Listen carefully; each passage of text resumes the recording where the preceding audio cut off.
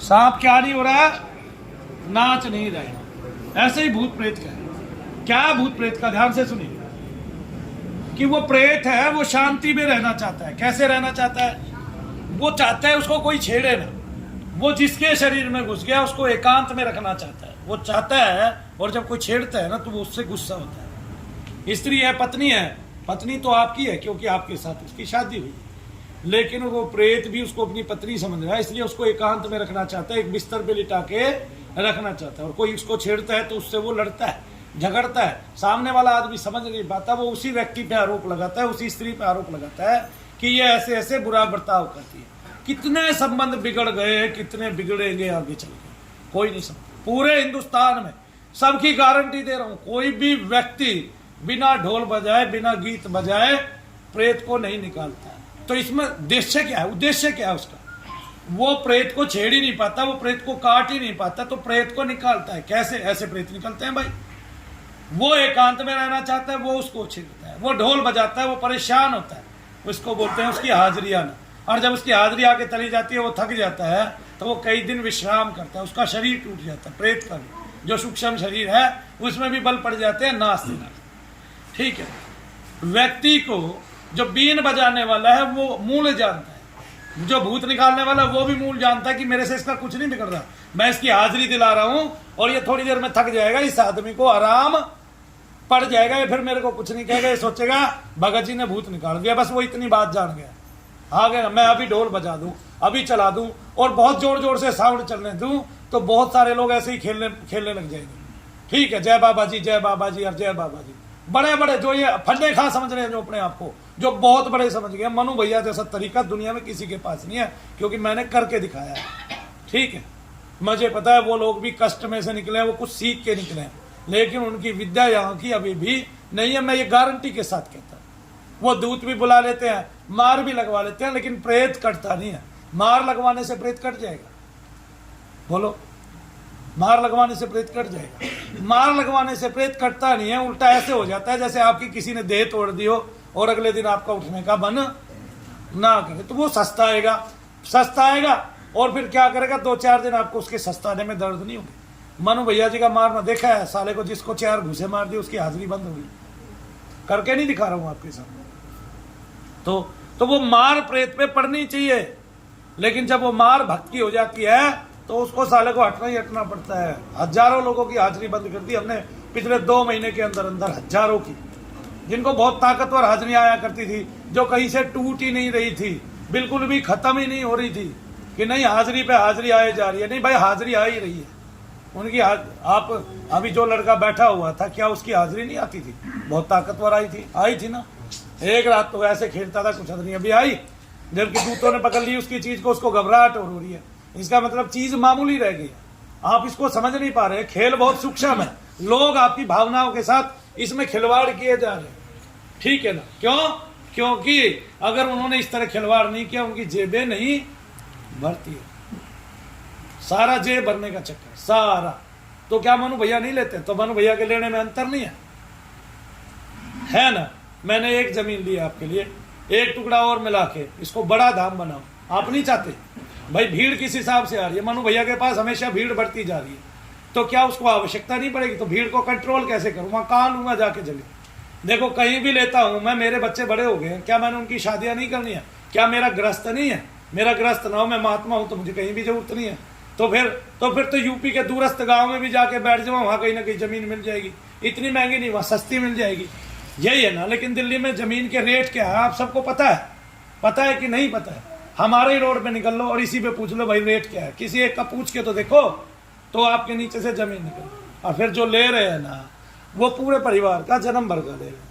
मान लो यही बहन जी है, ये अगर 3 साल से आ रही है, तो मेरे को ये नहीं कह सकती कि भैया आप हर बार जो है मेरी पर्ची काट रहे हो और हर बार मेरे से पैसा ले रहे हो।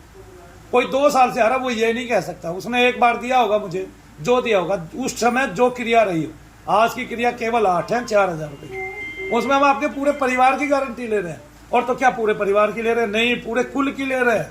पूरे कुल की कैसे ले रहे हैं? थोड़ी मदद आपने भी करनी है, आप दीप जला रहे हैं। पूरे कुल की ऐसे ले रहे हैं कि आपके पितरों को भी शांति दे रहे हैं। और सबसे बड़ी बात, इतनी बड़ी परख आज तक दुनिया में कभी भी किसी ने बताई नहीं है। परख क्या है? परख क्या है पता है? परख ये है, क्या कहते हैं कि आप जैसे ही दीप जलाना चालू करते हैं आपको खुजली हो जाती है, आपको पता चल जाता है कि हमारे पीछे पितृ पड़े हुए हैं। आपको पता है कल से कितने लोग परसों से आ चुके हैं हमारे उसमें। हमने जब से कहा है कि भाई कानपुर के जो सताए हुए लोग हैं वे मुझे फोन करें या हमारे ग्रुप पे जुड़े, आपको दिखाऊं कितनी रेटिंग है, दिखाओ भाई शक्तिधाम का 4600 कुछ लोग जुड़ चुके हैं हमारे पास। इतने लोग जो है लोगों ने ठग लिए, इतनी परेशानियां कर दी है उनके सामने, उनका जीवन घायल हो चुका है बिल्कुल। ये बढ़ते जा रहे हैं। अभी ये है शक्तिधाम के नाम से हमारा, कहाँ ये है ना, ये 4690 आ गए ना। कल रात तक ये 2800 2900 पहुंच चुके थे, आज ये 4600 हो चुके हैं। सवेरे भैया ने मेरे पास फोन किया, दीपक भैया ने, कि गुरुजी ये तो 4600 हो गए। मैं ये मानता हूँ इसमें 1000 1500 हमारे भी होंगे, लेकिन वो 1500 ये इसलिए कि भाई मनु भैया से बात करने के लिए, या मनु भैया का शायद ये पर्सनल नंबर है, हो सकता है इससे हमारे पे बात हो जाए, क्योंकि बहुत सारे लोग मनु भैया से डायरेक्टली जुड़ना चाहते हैं, बात करना चाहते हैं। हालांकि मैं वीडियो के माध्यम से सारी जानकारी दे देता हूँ। तो आप यहाँ से कानपुर चले जाओगे, 50,000 रुपये दे के आओगे। कितने? 50,000 रुपये दे के आओगे। और आप अगर वो कहता है मैंने आपके पितर निकाल दे, मेरी गारंटी है फिर मेरे पास आ जाओ, मैं आपके हाथ से ही दीप जलवाऊंगा। अगले दिन आपको खुजली ना हो जाए तो मेरे को बता देना, क्या ना हो जाए। तो इसका मतलब क्या है, लोग झूठ बोल रहे हैं, फ्रॉड कर रहे हैं सबके साथ। लेकिन आपके सामने मैं बैठा हूं, आपसे मैं पूछता हूं बकायदा कि जिन लोगों को दर्द में आराम पड़े हैं वे हाथ उठाओ, तो उठाओ, हाथ उठाओ वे लोग कि जिनको दर्दों में आराम पड़े हैं, उठाओ भाई। मुझे पहले दीप में खुजली होगी। देखो ये देखो, ये देखो, अब हाथ नीचे कर लो। और जो दूसरी बार आए हैं वे हाथ उठाना, जो लोग दूसरी बार आए हैं, बाकी के बच्चे हुए दूसरी बार आए। तो ये एवरेज है, ये एवरेज देखने को कहीं नहीं मिलती है। कोई करे तो सही, करके दिखाए तो सही। मनु भैया का दावा है पूरे हिंदुस्तान में, पूरे हिंदुस्तान की गारंटी लेता हूं, पूरे वर्ल्ड की गारंटी लेता हूं, कोई भी हमारे जैसा हमारे स्तर का काम नहीं करता है। क्या काम करते हैं कि जैसे सपेरा बीन बजा रहा है और सांप आगे नाच रहा है, लोगों को भ्रम है सांप नाच रहा है। सांप शांति चाहता है और वो उसको छेड़ रहा है बार बार। सांप को गुस्सा आ रहा है, क्रोध आ रहा है। क्या आ रहा है?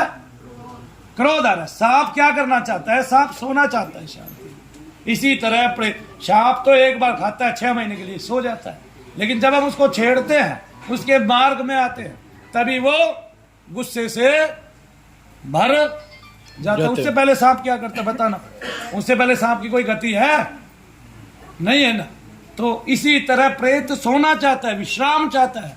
वो आपके शरीर में खुश है, वो उबलना नहीं चाहता। क्रोध है उसमें, अग्नि तत्व है उसमें, लेकिन उसका अग्नि तत्व इतना भी अग्नि में नहीं है कि 24 घंटे क्रोध में भरा रहे। जब उसको कोई छेड़ता है तभी वो क्रोध में आता है। तो मनु भैया के यहाँ बहुत सारे सर नहीं हिलते। क्यों नहीं हिलते? क्योंकि मैं काली माता का भजन चला के नहीं नचाता दुनिया को, मैंने धरा पे रह के काम किया। और मैं गारंटी के साथ कहता हूँ, ठीक है, पूरे विश्व को चैलेंज करके कहता हूं कि मेरे जैसा, मेरे स्तर का काम पूरी दुनिया में दूसरा कोई अन्य कर ही नहीं सकता, क्योंकि उसके लिए मेहनत चाहिए। मैंने अपने मंत्र से जो शब्द है उससे एक ही चीज मांगी है कि माताओं बहनों के सर ना घूमे। आप यहाँ सर घुमा रहे हैं, वहां जाके सर घुमा रहे हैं, 50,000 रुपए दे के सर घुमा रहे हैं। कितने? 50,000 रुपए दे के सर घुमा रहे हैं। और जब आपको बचा जा रहा है, एज इट इज बचा जा रहा है, तो आपको कह दिया जा रहा है जाओ, असर असर रह गया, ये ऐसे ही उड़ जाएगा 1-2 साल, है ना। और आपको ये यकीन दिला दिया जाता है कि आपके भूत प्रेत खत्म हो गए। नहीं खत्म हुए, मूल में दर्द एज इट इज है, बाकी है। आपको 10 दिन का लाभ हुआ है। आप देखें 4600 कॉल आ गई है, 4600 लोग जुड़ गए। किसको कहते हैं 4600? ठीक है, कानपुर में जो काला सांड बैठा हुआ है 50,000 रुपए ले रहा है और दे कुछ नहीं रहा है, हो कुछ नहीं रहा उससे। कहे बोले आए मेरे सामने, कराए काम लगातार, चलो मैं 400 आदमी देता हूं, वो अपने दरबार के दे दे, मैं तो उसके जो यहाँ लोग ठीक नहीं हुए उनके लिए मुफ्त में हवन कर रहा हूँ 4 दिन, दूसरा कोई नहीं करेगा। छोटी दिवाली के दिन उन्हीं का हवन होगा। तो मैं अपना पर्सनल नंबर दे रहा हूँ। कौन सा नंबर? पर्सनल नंबर दे रहा हूँ उन लोगों को जो करौली में जाके ठगे जा चुके हैं, जो उस ठग के यहाँ ठगे जा चुके हैं, ठीक है ना। और उनके लिए मैं पर्सनल नंबर दे रहा हूँ, खुद बात करूंगा। लेकिन अगर कोई ऐसा आदमी जुड़ता है जो वहां जाके नहीं है, आपको प्रमाण देना पड़ेगा कि आप करौली से हैं, मैं पहले आपकी फोटो देखूंगा, फोटो आपके गले में लटका हुआ वो देखूंगा, जो वहां वो मिलता है लॉकेट, और फिर मैं आपसे बात करूंगा। मेरा पर्सनल नंबर मैं दे रहा हूँ, पर्सनल नंबर बताओ मेरा ये वाला, जिससे मैं सबको मैसेज करता हूँ। तो वो जुड़े, मैं उससे बात करूंगा, और मैं छोटी दिवाली के दिन हवन करूंगा, तो 4 हवन मात्र करूंगा, और दूर बैठे 90% लोग ठीक हो जाएंगे केवल 4 हवन में। 99% लोग, 1% बाकी रहेगा। मैं उसको ये कहता हूं भाई तुम यहां आ जाना, ठीक है। अब उनकी मर्जी है, वो मेरे 1200 रुपए एक प्रति व्यक्ति सामग्री में लगेंगे, दे या ना दे, दे या ना दे, उनकी मर्जी है। लेकिन मैं ये खर्च अपनी तरफ से कर रहा हूं, क्योंकि वो लोग पहले ही 50-50 हजार रुपए दे चुके हैं। दूसरा अन्य कोई करके दिखाए, मैं मान जाऊंगा उसकी गति, आगे ना समझ में, क्योंकि उसने करना ही कुछ नहीं है, उसने कह देना है। करने वाला कौन है? मनु भैया, इसलिए उसको नाम मनु भैया। नंबर मैं बताता हूँ, नंबर बोलो। 95 95 82 82 19 19 26 26 72। 72। देखिए मैंने मैसेज किया दीपक भैया, आप बताएं आप पे मैसेज पहुंचा क्या? मेंढक के मुंह पहुंचे आप? हाँ हाँ बिल्कुल पहुंच गए? हाँ जी। अब पहले वो मेंढक के मुंह दिखाइए और फिर वो नंबर बताइए मेरा, कौन से नंबर से आया दिखाओ। मेंढक के मुंह तो ये रहे, ठीक है। अब नंबर बताओ। अब नंबर मैं बता, लेकिन ये बात याद रखना, करौली वाले के अलावा कोई भी एक होगा बार मैं मेरे इसमें यहाँ से भी फोटो सदा के लिए ब्लॉक हो जाएगा। मैंने उसी को ठीक करना है जो वहां से आया ये है। रहा मैं देखना चाहता हूँ 95 क्योंकि हमारे पास 82 उसकी टोटल लिस्ट कितनी है। 672। तो मैं 2 ही दिन में, एक ही रात में, पूरी WhatsApp रात मैसेज जाके करना है सबका इसको। सिलेक्शन कर लूंगा। जो सबका करौली से दुखी हैं। जो कानपुर गए थे गधे के पास और काले सांड के पास 50,000 रुपए दे के आए हैं, मैं उनके लिए ये अमल कर रहा हूँ। उनके लिए मुफ्त सेवा है। क्या सेवा है? मुफ्त सेवा। और जब ठीक हो जाए तो 1200 रुपए अपने नाम के भेज देना। सबको मेरा पेटीएम नंबर और वो नंबर पता है, अकाउंट नंबर संस्था का, ठीक है। हम संस्था का अकाउंट नंबर भेज देंगे, उसी ग्रुप में डाल देंगे। तो व्हाट्सअप करे मुझे कि वो वहां पे ठगे गए हैं, मनु भैया उनको फ्री में ठीक करने के लिए तैयार है। पहले ठीक हो, पहले उनको आराम पड़े बिल्कुल, और उनको पता चले कि आपकी पितरों की प्रॉब्लम थी। मैं उनको दीप दान की विधि बताऊंगा, वो दीप दान करे, और शाम से ही देख ले उनके कितने पित्र जो है वो उसने ठिकाने लगाया और कितने पितरों को मुक्ति दी है। तो लोगों के सामने दूध का दूध और पानी का पानी। नींबू वाला बाबा था, मुझे पता था वो चोर है, ठीक है। मैंने उसका रहस्योद्घाटन किया, आज कहीं भी नहीं है जमीन पे, लेकिन इस बाबा का भी मैं रहस्योद्घाटन करूंगा, क्योंकि इसका गुरु तांत्रिक था, एक औरत को रखता था बिना शादी किए। आगे ना समझ में आ रहा है? समझ में? जो आदमी संसार में अच्छा है, ग्रस्त है, अपना ग्रस्त पालन कर रहा है। मेरे बच्चे आते हैं, मेरा बेटा आएगा थोड़ी देर में बैठेगा आपके साथ, मेरी बेटी आएगी थोड़ी बहुत देर में बैठेगी आपके साथ, मेरी पत्नी आएगी पूरा दिन मेरे साथ बैठती है। आप लोग सत्य को नहीं जानते क्या? या आप लोगों की आंखें अंधी हो गई हैं? आपने देखा है मैं हर रोज हाथ उठवा रहा हूं। कैसे हाथ उठवा रहा हूं? पूरे दिन में लोग ये कहते नहीं थकते कि मनु भैया मैं ठीक हो गया, मैं थक जाता हूं सुनते सुनते। बोलिए सच्चे दरबार की जय। सबसे अच्छे दरबार की जय। बोलो शनिदेव की जय। बोलो साबिर की जय। हिंदू मुस्लिम कुछ नहीं होता। क्या नहीं होता? हिंदू मुस्लिम कुछ नहीं होता। ये मन से माने गए धर्म है। मैं बताता हूं, इसलिए सारे धर्मों में कमियां हैं। कोई भी धर्म अपने आप में पूर्ण नहीं है। गिनती कर लो, कितनी बातें बता दूंगा आपको धर्मों के बारे में जो उनकी पूर्ण नहीं है, अपूर्ण है। इसलिए ये मन से उत्पन्न है, ये ईश्वर से उत्पन्न है ही नहीं। आगे समझ में? इनको ईश्वर ने नहीं लिखा, और गीता में एक भी शब्द अपूर्ण नहीं है, एक भी। भगवान ने 700 श्लोक क्यों कहे? भगवान ने, आप देख ले, राम सुखदास जी की गीता दर्पण पढ़ेंगे, आपको समझ में आ जाएगा कि जिसने अपने मुख से कहा कि मैं पूरे वर्ल्ड में एक ही महापुरुष ने, एक ही भगवान के दूत ने और एक ही भगवान ने, ईश्वर ने, भगवान श्री कृष्ण ने अपने मुख से कहा है कि मैं ही सर्वे सर्वा हूं, और अपने विराट रूप को दिखलाया। उसके अलावा किसी ने कहा? 4 बार पूरे जीवन में, और छोटे से जीवन में 11 साल तक की उम्र में दुनिया भर के शत्रुओं का नाश किया। ये कंस यूपी में कई बार हो जाते हैं, अभी भी हो जाते हैं। ऐसा नहीं है कि पहले ही थे, अब नहीं है। ये कंस ही तो है।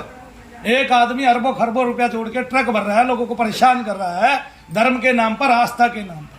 तो धर्म कहां से उत्पन्न है? मन से उत्पन्न है, इसलिए सब धर्मों में कमियां हैं, सब में कमियां हैं, सब में। आगे ना समझ में, कहीं ईश्वर की तुल्यता दिखाई नहीं गई है, केवल एक ही ग्रंथ में कमी नहीं है, इसलिए उसमें कोई भेद भी नहीं है, उसको कैसे भी पढ़ सकते हो, सबके घर में होना चाहिए। उसका नाम है गीता, श्रीमद् भागवत गीता। गीता। आगे समझ में। और इतना रहस्यमय ग्रंथ है कि अगर आप उसका एक श्लोक भी जीवन भर पढ़ते रहोगे, आपका उद्धार, आपका कल्याण निश्चित है।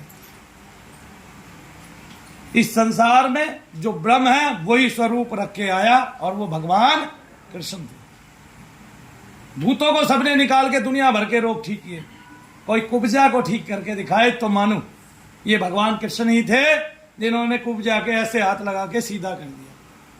आगे ना समझो, वो दुनिया का कोई भी रोग छीन सकते थे, लेकिन जो शारीरिक रोग हैं मनु भैया का उस पर कोई काबू नहीं है। जो ग्रहों से दिए गए रोग हैं उन पे कोई वर्चस्व मनु भैया का नहीं है, लेकिन जो प्रेत से दिए गए रोग हैं, आपको पितरों से दिए गए रोग हैं, मनु भैया का काबू है। अगर आपको प्रेत से दर्द है, पितृ से दर्द है, तो अभी के अभी ना निकाल के दिखा दूं तो मान जाना, साथ के साथ खड़े खड़े दूर से प्रार्थना करके, क्योंकि आपको अपना रोग था ही नहीं। रोग दिया था किसका? प्रेत का, पितृ का। आगे सब मुझे पता है बहुत सारे लोग बहुत कुछ करने में निपुण हैं, लेकिन मैं भी अपनी कला में पूर्ण रूप से निपुण हूं, और इसके लिए मुझे 2004 से आज कितने वर्ष लग गए तुम गिन के बता दो। कितने? 17 साल से मैं एक ही दिशा में प्रयासरत हूं कि जिसको सूक्ष्म शरीर के जरिए परेशान किया जाता है, जिसमें मलिनता है, प्रेत के जरिए परेशान किया जाता है। सबसे पहले तो मैंने एक बात की खोज की कि जो प्रेत है वही पितृ है, और जो पितृ है वही प्रेत है, क्योंकि जो आपके शरीर में आया वो किसी न किसी के घर का सदस्य था। आगे ना, तो जो उसके लिए पितृ है आज, वो तुम्हारे लिए प्रेत है आज, और जो तुम्हारे लिए प्रेत है आज, वो किसी का पितृ है। और तुम्हारे शरीर में तुम्हारे पितृ भी तुम्हें कितना दुख देते हैं समझ में आता है। और वो दुख कैसे देते हैं समझ लो, दुख कैसे देते हैं वो दुख आपको जगह जगह बैठ के शरीरों में दर्द करके देते हैं, रोग उत्पन्न करके आपको प्रदान करते हैं। बहरहाल किसी के पास कोई भी क्वेश्चन हो तो मेरे से पूछ सकता है इस विषय में, कोई भी। किसी का है क्वेश्चन? किसी ने कुछ पुट करना है, कोई क्वेश्चन पूछना है, बोलो। खड़े हो जाओ अपनी जगह पे। प्रेत है जो भी चीज है वो किसी मतलब भगत के सिर पे बैठ के उसका दिमाग घुमा सकता है? क्यों नहीं घुमा सकता भाई, वो बहुत ताकतवर होता है, वो भक्ति खा जाता है, वो उसी की सिद्धियां बांध देता है सामने के भगत की। गुरु जी हम अपने पितरों की मुक्ति करा सकते हैं। शनिधाम में पितरों की मुक्ति होती है, और क्या होता है? अगले जन्म में जो गनवाट हो जाएंगे मतलब नहीं, अगला जन्म एक साथ मिल जाएगा, ऐसे नहीं। हम मुक्ति नहीं करते, हम क्या करते हैं पता है आपको? साफ हम करते मूल हैं। रूप से उसको शुद्ध कर देते हैं ताकि वो किसी तांत्रिक के कब्जे में ना आए, और जो उसका बाकी का जीवन है प्रेत योनि में वो बहुत सुखद गुजरे। वो प्रेत योनि पितृ योनि में बदल जाती है, और वो ऊपर के लोगों की तरफ खिंच जाता है। अभी मुक्ति नहीं हुई है उसकी, तब ऊपर के लोगों से मुक्त होकर वो नीचे आता है, और तब जाके उसको शरीर ग्रहण मिलता है। वो ईश्वर का दिया गया समय। किसी की औकात नहीं है कोई ये कह दे कि मैं सरकार चला रहा हूं और मैं दरबार चला रहा हूं, और कानपुर वाला ये कह दे कि मैं तुम्हारे पितरों की मुक्ति करा के सीधा जन्म दिलवा रहा हूं।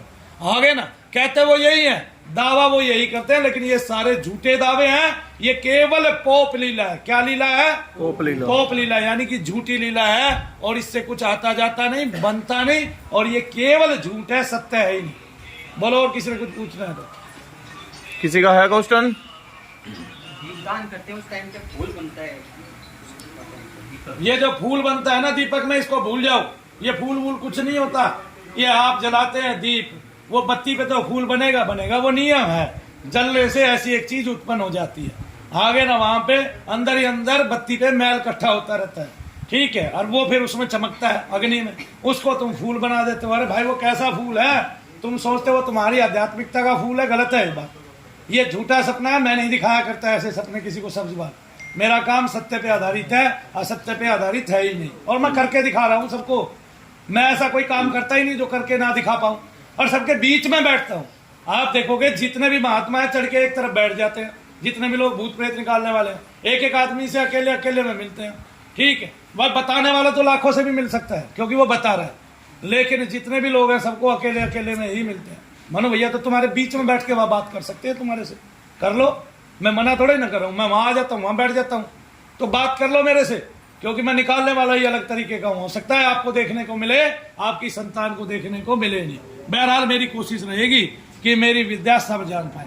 और कुछ लोग हैं मेरे पथ पे, है ना, हर्ष भैया है मेरे पथ पे, ठीक है, और बहुत जल्दी और भी आने वाले हैं। दीपक मेहनत कर रहे हैं, पंडित जी मेहनत कर रहे हैं, तो उम्र कितनी भी हो जाए, काम उसी धरा पे रह के और सत्य का करना चाहिए ही चाहिए। असत्य कभी किसी को बर्दाश्त होता भी नहीं है, और असत्य हमेशा आपके धर्म को ही दिखाता है। जो सनातन धर्म है वो पुरातन है, और जो सनातनी है वो ये सोचता है कि ये मुस्लिम है, तो वो मूर्ख है। दुनिया का उससे बड़ा कोई मूर्ख है ही नहीं। अगर वो सनातनी है तो ये सोचे कि मेरे पिता के 5 बच्चे थे, एक बच्चा रूस के अलग हो गया, वो अपना क्रियाकलाप अलग करने लग गया।